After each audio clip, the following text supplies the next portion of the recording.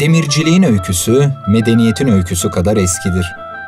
Medeniyet olarak tanımlanan gelişim, bir demirci ustasının elindeki çekiş darbeleriyle şekillendi dense yeridir.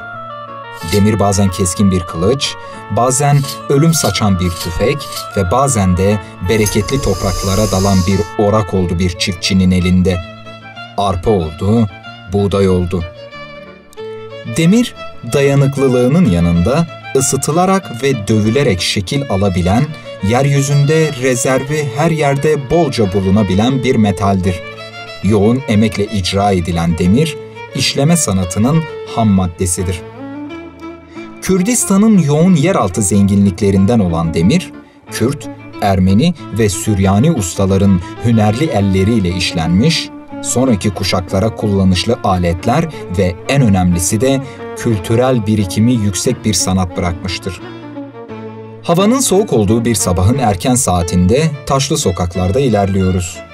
Uzaktan belli belirsiz çekiş seslerinin geldiği, eskiden birçok demirci atölyesinin bulunduğu Farveciler Çarşısı'ndaki demir ve tahta kaplı bazı dükkanların önünde bitiveren yabani otlar, sanki geçmişin yaşam belirtisini şu an harabeye dönmüş olan Demirciler Çarşısı'na ulaştırmak için çatlatmışlar toprağa.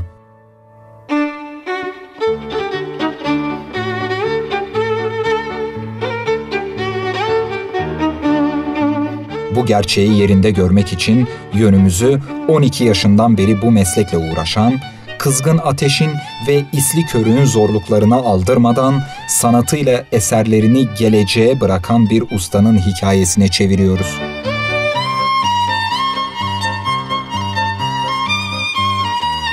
Dumanı tüten körüğün sıcaklığıyla, örslerine çekişle vurdukça çıkan seslerin neşesine can veren birçok demir aletinin içinde bulunduğu küçük, loş bir demir atölyesindeyiz. Yalnızlığa gömülmüş bütün araç gereçler müthiş bir uyum ile sanki destek oluyorlar mesleğinin son icracısı olan Selahattin Usta'ya. Doğum tarihim 1952 doğumluyum. Mardin'de doğmuşum. Mardin'de bu meslekleri öğrendim. Mardin sevdalısıyım aslında. 40 yıldan beri ben bu mesleği yapıyorum. Benim yaşım 60'tır. 40 yıldan beri ben bu mesleği yapıyorum. Benim ustam Cırcız Vırvar'ydı. Onların yanında ben bu kilitleri öğrendim. Kilit yaparken öğrendim. Bazen tuzak yapıyorlar bu hayvanlar için. Onlardan öğrendik. Yani eskide bu bizim Mardin çok Hristiyanlar vardı. Süryaniler vardı. Onlar gittikten sonra bu meslek gittikçe azalıyor. Yani ustalar kimisi öldü, kimisi hastalandı. Yani kimse çalışmıyor bu meslekte. Yani zor olduğu için kimse çalışmıyor. Ve biz Allah'a çok şükür şimdiye kadar devam ediyorum ben. Ki de demir yoktu, bulunmuyordu. Bazen bize o demir yolları terazine getiriyorlardı. Biz o şeylerden demir çıkarıyorduk, çalışıyorduk. Yani demir piyasada bulunmuyordu. Bazen o mailler getiriyorlardı bize. O hani etrafına çeviriyorlar ya, o yuvarlak demir. Onlardan biz kazan kulpları yapıyorduk. Yani demir bulunmuyordu. Çok eziyet çekmişiz ama şimdi Allah'a çok şükür her şey bulunuyor. Piyasada her şey vardır. Eskide bu bizim çarşı Mavsal çarşısıydı. Farvacılar çarşısıydı burası. Kürk yapıyorlardı ağalar için. Yani en zengin çarşısı burasıydı. Bugün halına görüyorsun mesela dükkan yıkılmış, bakım yok, şey yok. Sonra bizim burada bir dükkan yapılmış, burada bu çevreyi kapatmışlar. Aslında eskide dükkan yoktu burada. Ama o dükkanı buraya kapatınca oradan gelen diyor köşe çıkmazdır, aşağıya gelen diyor köşe çıkmazdır. Yani burada millet böyle kaynıyorlardı. Millet kaynıyorlardı. İş vardı, güç vardı. Millet gidip geliyorlar, çalışıyorlar. Bakırcı mıdır, mesela demircidir. Bizim bu çarşıda 4-5 tane demirci vardı. Bizim bu çarşıda. Sonra bizim bu illerden bizim çarşı buraya kadar gelirsen, nereden bakarsan 30-40 kişi demirci vardı. Hepsi Süryani de vardı, Müslüman da vardı işlerinde. Ama bugün kala kala biz kalmışız.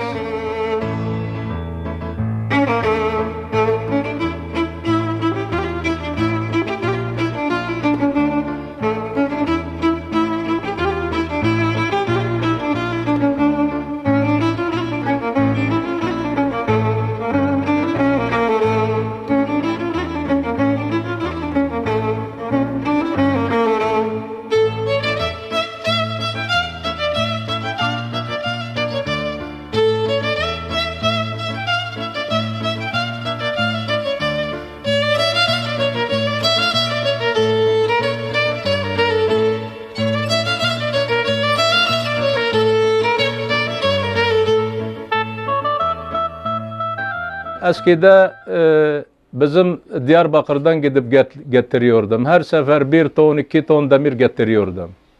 Getirip burada çalışıyordum ben onlarla. Eskide çok iş vardı kızım.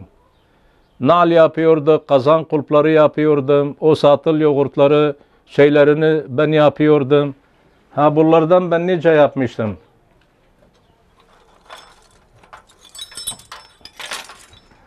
Bunlar kazan kulpu içindir.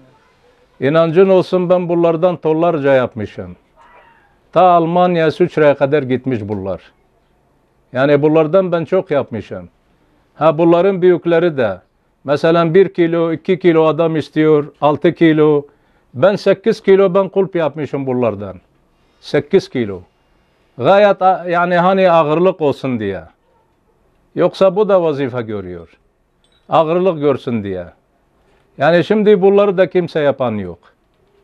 Bunlar da yapan yok. Her hafta 1000 tane nal getiriyordum Diyarbakır'a.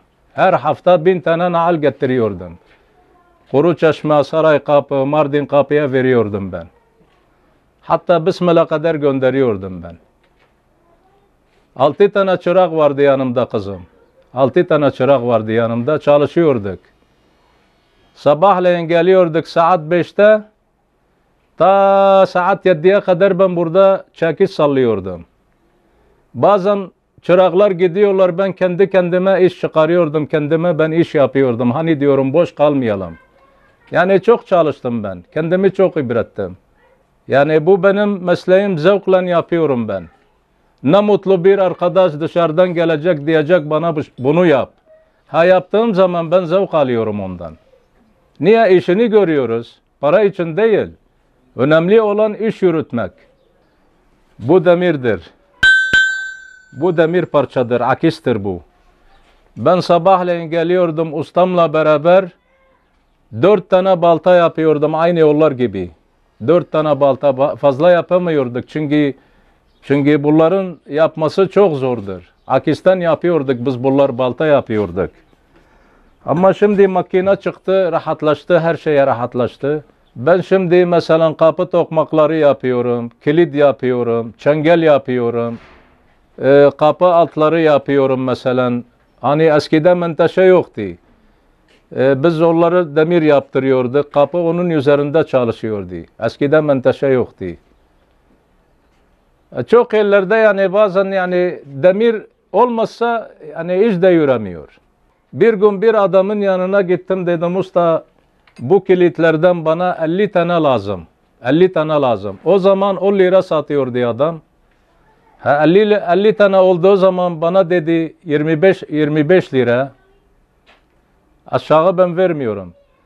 Ya dedim bize ikram et abi, bize bir şeyler yap. Dedi kim yapacak bunu? Yapsın bakalım, bir usta yoktur. Vallahi kızım oradan geldim. Dedim ya eğer ben bunu yapmazsam öleyim daha iyidir. Kimse bana öğretmedi bunları. Ben kendi kafamla çıkardım ben bunları. Kendi kafamla. Yapmışım ve yaptım. Çok yerler de yaptım ben. Çok yerlere yaptım. Kasımiye Medresesi'ne gittiğiniz zaman kapı tokmakları, her birer kapıda birer tane kilit var burada. Hele bir girişinde bir tane kilit yapmışım. Vallahi 3 günde ben o kilitle uğraştım. Dedim hani güzel olsun diye. Ha bu bizim camiye ben 4 tane kilit yaptım. Yani bizim eski ustalar geldiler, baktılar ona, dediler halal olsun sana. Dediler halal olsun sana. Biz ustayız, biz bu kilidi yapamıyoruz. Bunun özelliği gerçi biz görmemişiz. Eskide diyorlar ki erkek geldiği zaman bunu çalıyorlar. Bunu çalıyor erkek. Ha kadın geldiği zaman bunu çalıyor. Bunu çalıyor. Kadın geldiği zaman bunu çalıyor. Hani ses farkları vardır. Ses farkları. İnancın olsun da ben bunu kafamdan çıkarmışım yapmışım. Ben bazen eski kapıları arıyorum, bunun gibi hiç hayatımda görmedim. Bu Almanya'ya kadar, Süçre'ye kadar gitmiş bunlar. Ben göndermişim.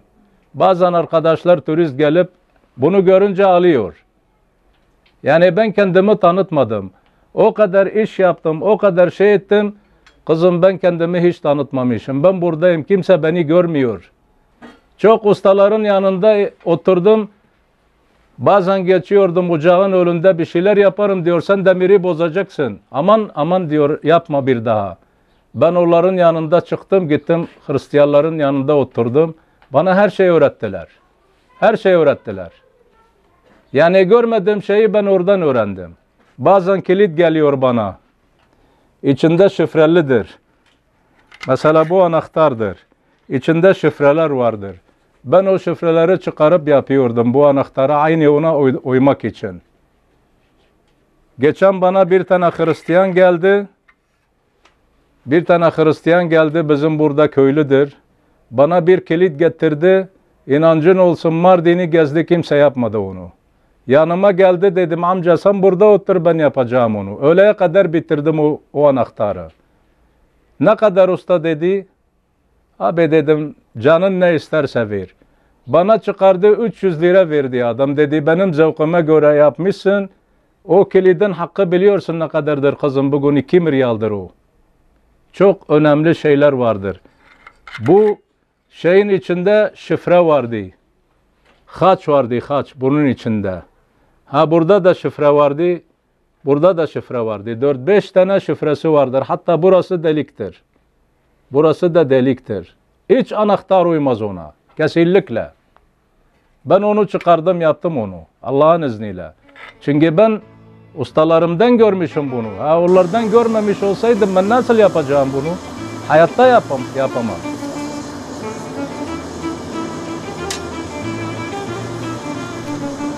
Sıcak demiri sanata dönüştüren Selahattin Usta her çekiş darbesiyle ateş saçıyor etrafına.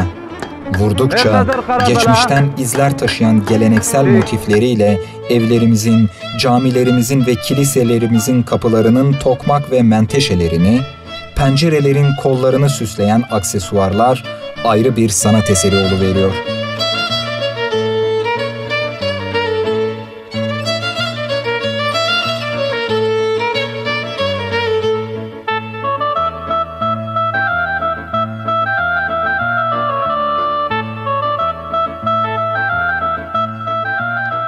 Geçmişi her andığında uzaklara dalıyor ve o günlerin sıcaklığını şu an ona yardım eden Şehmus Usta'dan alarak teselli buluyor. Sarılıyor çekicine, vurdukça geçmişi yad ediyor.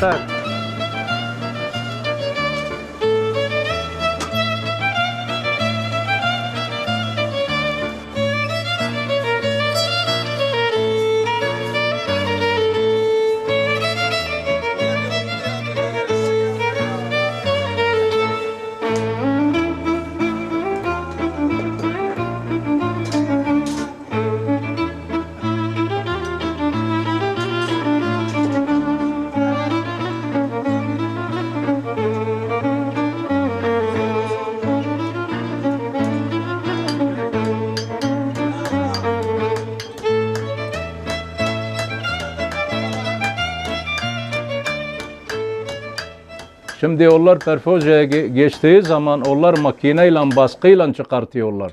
Biz bunları el emeğiyle yapıyoruz. Bak şimdi bu fabrika bunu çıkaramaz. Fabrika çıkaramaz bunu. Burada bir otel yaptılar bizim bu Mardin aşağımızda, bu Ulu Cami'nin aşağısında. Bir tane mühendis geldi Ankara'da. Dedi ben bu kilitleri kabul etmiyorum. Mardin kilidi olacak. Kala koymuşlar. Kale kilidi koydular onlar. O ufak anahtarlar. Biz dedi onlar kabul etmiyoruz, bu anahtarlar olacak. Ben o kapılara hepsini yaptım. Eskide dinamo yoktu. Sabah akşama kadar biz orada bir tane adam koyuyorduk, körek çekiyordu. Ondan sonra buraya geldiğimiz zaman 2-3 kişiyle ben o işi yapıyordum. Şimdi yeni makineler çıktı. Baskı ayağında bir gaz var gibi baskıdır. Aynen bunun gibi şahmerdan diyoruz biz ona. O demirler, o kabaları onlarla çıkartıyordu. Eskide biz çok eziyet gördük abi. Çok eziyet gördük. Yani eskide inancın olsun, çırak gelmediği zaman biz oturuyorduk. O kürek çalışan adam, kürek salladığı adam, o gelmese hepimiz oturuyoruz. Yani 2 kişi olmasa bu iş yürümüyor. 2 kişiyle yürüyor bu meslek. Hatta eskide 3 kişiydi. 5 kişiyle de çalışıyorduk. Ama şimdi her şey teknoloji oldu. Perfoja çıktı, bilmem neler çıktı. Yani her şeyi ortalık berbat ettiler. Eskide biz demir yapıyorduk. Benim bir ustalarım vardı. Kaynaksız yapıyorduk korkulukları. Bu perfoja ile. Şimdi adam pontayla kaynak yapıyor diyor, işte ben korkuluk yaptım. Eskide biz uğraşıyorduk sabah akşama kadar, her şey perçin. Her şey perçinle. Eskide kaynak yoktu abi. Mesela bir demir kaynatacağım ben. Ocağa koyuyorum. O demir ısındığı zaman eriniyor. Çıkardığım zaman çekişle vuruyorum, o tek parça oluyor. Birbirine yapışıyor o demir. Ama şimdi kaynak çıktı mesela. 5 dakika adam kaynak ediyor. Eskide böyle değildi. Yani şimdiye kadar biz bunları yaptık. Bundan sonra ben zannetmiyorum kimse bunları yapacak artık.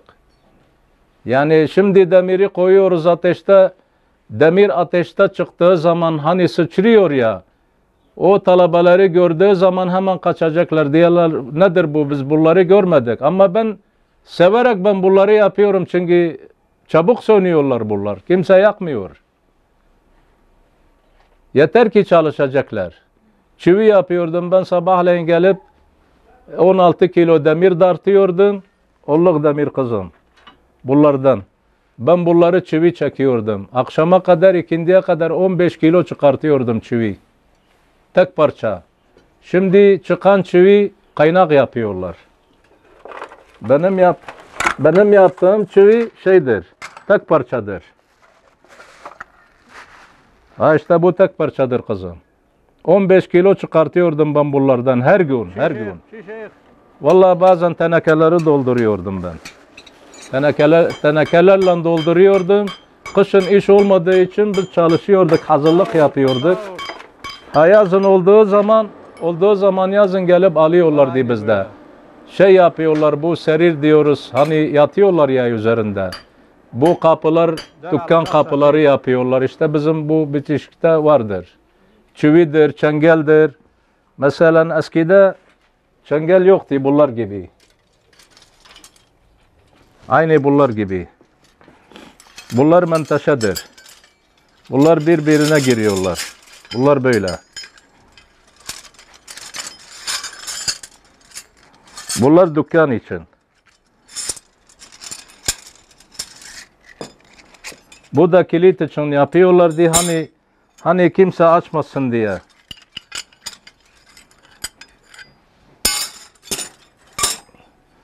Bu kapılar eskide bunların üzerinde çalışıyordu.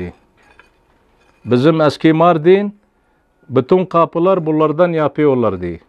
2 kanattır. Sabahleyin geliyor adam, ne yapıyor? Dükkanı açıp bunlar bir kenara bırakıyor. Akşam olduğu zaman tabii o ahşap kapıdır. Bununla binip yapıyor. Kilitliyor, gidiyor adam.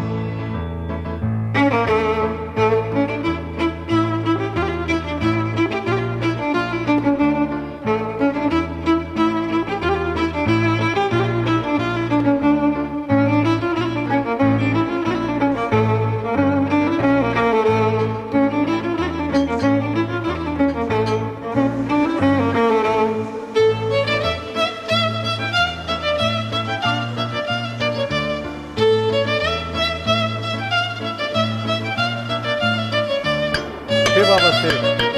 Sevmeydi. Ya Allah. Güzel.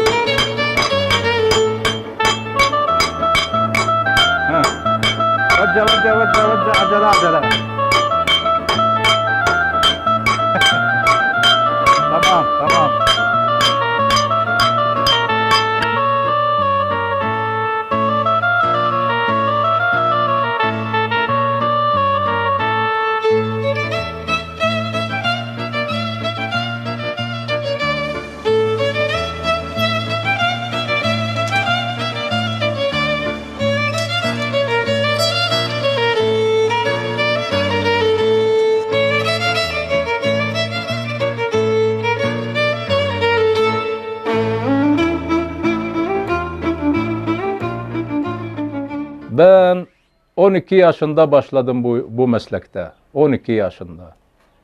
Ve bu dereceye kadar geldik. Nice dayak yedim ben kızım. Bu bizim kelbeten sıcakken benim kulağımla bununla tutuyordu, diyor bu mesleği öğreneceksin. Ben zevk alıyordum, ağlamıyordum.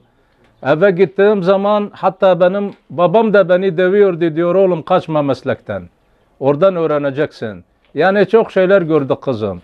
Ha şimdi bazen arkadaş geliyor yanına, şunu yap bunu ya et, adam kızıyor. Hemen çekip gidiyor adam.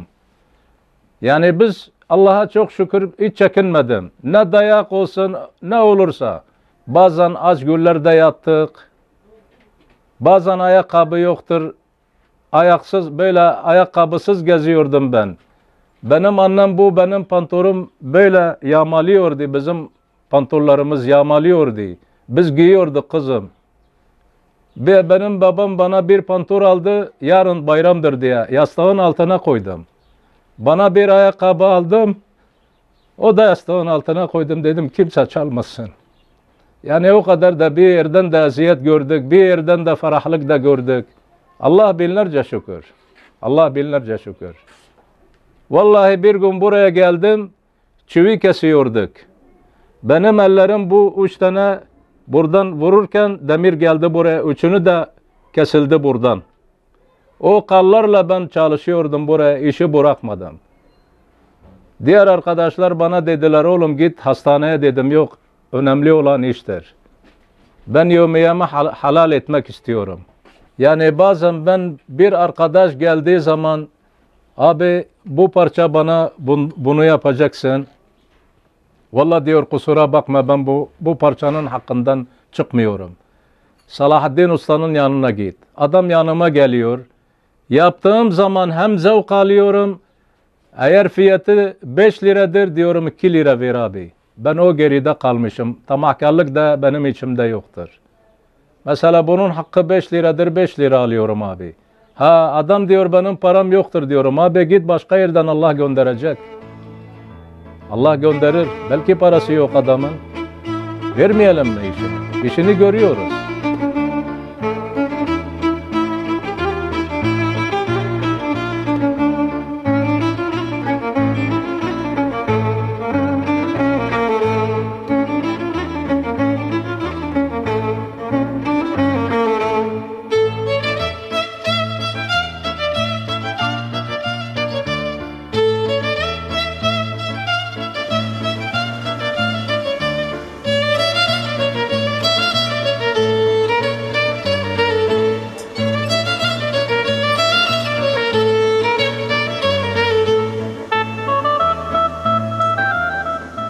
İşleyen demir pas tutmaz misali, yılların emektarı, yaşlı kır saçlı ustanın ellerinde şekil bulan demirin hikayesi.